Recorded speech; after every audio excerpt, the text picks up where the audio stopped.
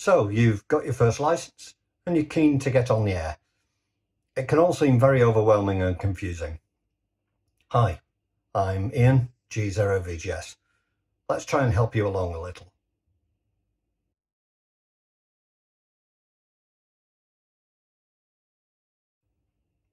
Whilst this video is aimed mainly at new operators, we can all benefit from being reminded about good operating practice. I know I fall into the latter category. There are some critical points in the presentation, which, although they apply to all modes, are particularly pertinent to digital voice.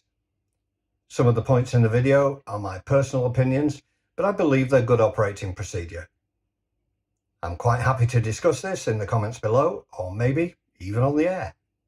So, on with the video. The most important thing to do before initiating a call is to listen. There may well be someone speaking that you can't hear. You should always listen before calling. Don't just switch on, assume the channel is free because you can't hear anything, and key up immediately. That said, how do we initiate a contact? Firstly, there's nothing wrong at all with calling CQ. This is, after all, the original way to find someone to talk to. For some reason, people feel embarrassed to call CQ on a repeater. I've no idea why. However, the alternative is to put your call sign out there and say something like, listening GB7MB. Here are some possible ways of initiating a contact.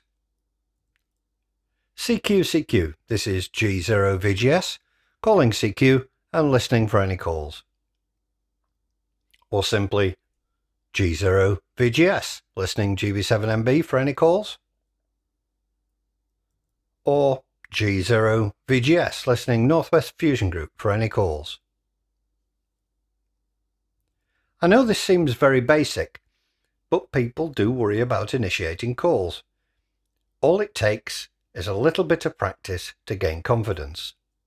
As long as you give your call sign clearly and you make it known you're hoping for a contact, that's all that's needed. Feel free to call a couple of times with a pause between, but if nobody comes back to you, don't just keep calling, try again later. Don't just switch off though. It may be that someone's heard you, but needs a short time to get to the microphone. From time to time, we need to test a new radio or a new aerial. This is perfectly valid, of course, but it's one of the things that can annoy people the most if not handled correctly. If you need to test something on air, try and remember that your test may impact many other users. For example, testing the SWR of your new aerial on your local repeater or calling channel is probably not a good idea. If you need to test something, let people know you're doing it. Here are some examples. This is G0VGS, test only, no response necessary. This is G0VGS testing. Can anyone give me an audio report, please? Or simply, this is G0VGS testing access. Some digital voice modes will display a call sign, but please remember that not all radios have a display. It's a simple courtesy to give your call sign, and for that matter, it's a condition of your license. The alternative to this is to get the constant keying that we hear on some groups. The radio momentarily keys up and then drops. This is known as ka-chunking, and it can be really annoying. On large networks, this can become a real problem and can be avoided simply by announcing your call sign. Some ka-chunking can be put down to nodes connecting or disconnecting, but a lot of it is people pipping up the system to check if they're working. Remember, depending on the network or room you're connecting to, you may be keying up multiple nodes, not just the one you're using. This is a typical connection list for Northwest All-Star Group. With a larger network such as HubNet, the node list can run into hundreds, and every time you key your radio, all of these nodes respond. So what about joining an existing QSO? Well, here's a few don'ts. One of the most annoying things in the middle of a QSO is to have someone call in only for them to ask for a report and then vanishing. It totally interrupts the flow of the conversation. Another is for someone to call in who has absolutely no idea what the conversation is about. There is nothing wrong with joining a QSO if you have something to add to the conversation, but calling in without first listening is completely pointless and, quite frankly, rude. Lastly, if you decide you wish to join a QSO, please do not call break. Simply pop your call sign in there. This may be a personal thing, but to me, calling break is like walking into a room and shouting, "Oi!" Some people justify this by saying they can't get all their call sign in. It doesn't matter. If people only hear G0, they'll still know there's someone trying to call in. So you've made a contact and you're now in conversation with them. What now? Well, to a degree, if there's just the two of you, as long as you give your call sign frequently, that will be fine. The requirements for giving your call sign have changed from time to time over the years. The current license states that the station is clearly identifiable at all times. The call sign is transmitted as frequently as is practicable during transmissions. And the call sign is given in voice or other appropriate format consistent with the mode of operation. For example, if you were using CW, it makes sense to send your call sign in CW. So we need to give our call signs as frequently as practicable. That's rather open to interpretation, of course. So let's ask the question. Why do we give our call sign? Well, taking the legality out of the equation, the answer is simple. It tells people who we are. In amateur radio, our call sign is everything. You've worked hard to gain your call sign, and you may have had several as you progress through the licensing system. Be proud of it. It becomes even more important if you're in conversation with more than one other person. In a net, as we call it, it becomes more important to know who everyone is, especially if yet more people call in. I personally give my own call sign at the start and end of each of my overs. There's no requirement to do this, but it makes sense to me. After all, there's no limit on the amount of times you can give your call sign. Nets can seem confusing at first, but a well-run net is a great way to hone your operating practices. Here are a few pointers to help you. The only call sign you need to remember is your own. You'll hear some people giving additional call signs, and some people actually seem to give the call signs of everyone on the net. This isn't necessary. That said, there is one really important thing to remember. Always say who you are passing transmission to. Even if you get it out of order, just make a decision and pass it to someone specifically. Throwing it up in the air can cause absolute chaos.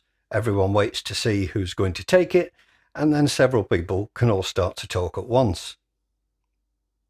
You don't need to remember the call sign of the station you're passing it to. Their name will be fine, as long as there aren't 5 people with the same name on the net. The way you pass transmission on is also important. Just remember the golden rule. Always think of yourself last. By this I mean to you, from me, just like a greetings card. As an example, I might say G7RXM, G0VGS. This implies that G0VGS is passing transmission to G7RXM. Nice and simple. There's no need to get any more complicated. As long as you give your call sign last, everyone will know what's happening. You could also say G7RXM from G0VGS. As with most things, simple is good. You could also say, round to you, George, from G0VGS. you're giving your call sign clearly and in the right place. Remember, there's no restriction on the amount of times you can give your call sign, and just using it makes things much more clear. It says that you are now stopping your over and passing it on to somebody else. If you just let go of the PTT, nobody knows quite what's going on. This is a classic case where good operating practice and the actual requirements are different. Just before leaving this subject, you'll often hear a debate about whether you need to use the phonetic alphabet when giving your call sign on FM or digital voice. In my opinion, there's nothing wrong with doing it whatsoever, and it may be the difference between somebody getting your call sign properly or not. Because of accent or dialect, G's and J's, S's and F's get mixed up, for example. There are two basic forms of net, the net controller system and the round robin. Larger nets tend to benefit from having a net controller. This station knows where everyone fits in the net, and everyone passes transmission back to them after their own over. This continues until the net controller gets back to the start again. If anyone calls in, the net controller will acknowledge them and fit them into the list. Smaller nets usually simply pass the conversation round to the next station in the list until it gets back to the beginning again. This works fine for small groups, even if someone else calls in. If a station does call into the net, invite them in after you're over and tell them who to pass transmission to when they've finished. Alternatively, invite them in before you and tell them to pass it to you when they're finished.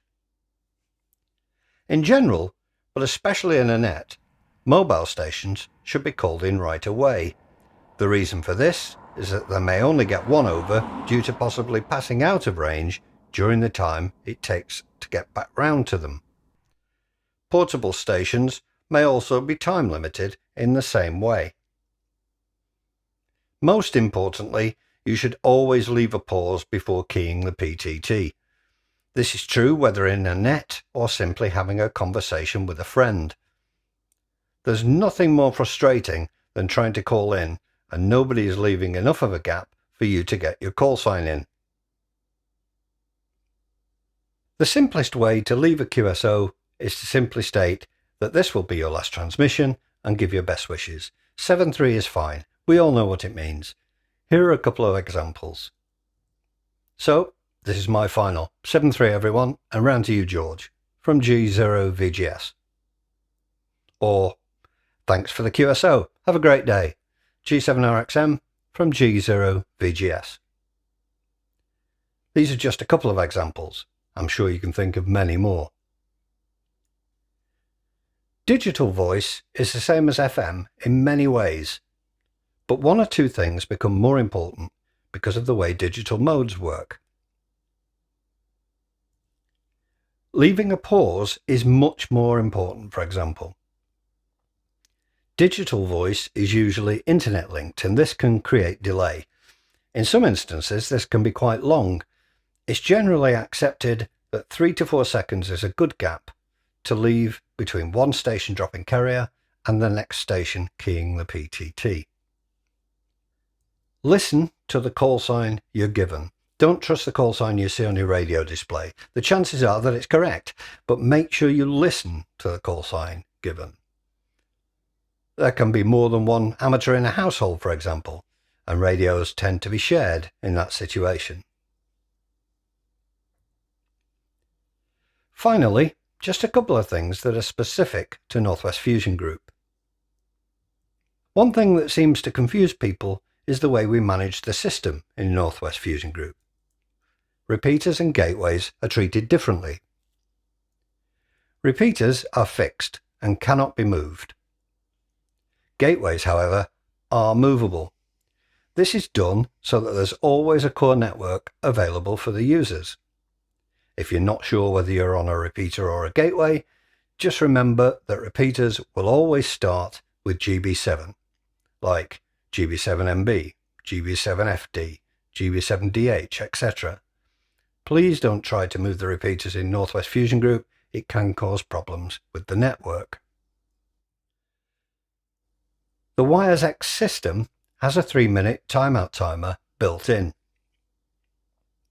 If you don't set one on your radio, you'll still time out after 3 minutes, but you'll have no idea that this has happened and you'll still be in transmit. Setting the timer makes sure your radio returns to receive after 3 minutes. You should be aware that on the FTM 100 and the FTM 400, the timeout timer warning doesn't work on C4FM. Your radio will, however, time out if you have it set. It just won't warn you.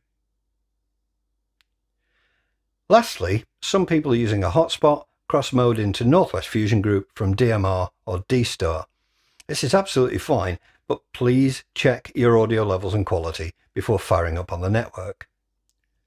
DMR in particular is extremely loud when cross-moding to C4FM via Pi-Star. If your DMR radio has the enhanced audio option, this seems to level out the volume somewhat. Well, I hope you found that useful. Please do let me know in the comments below, and I'll see you again in the next video. Feel free to leave any questions in the comments below, and I'll answer them all. And please do take time to subscribe to the channel.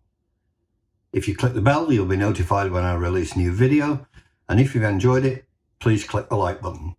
Until the next time, thanks for watching. Cheerio.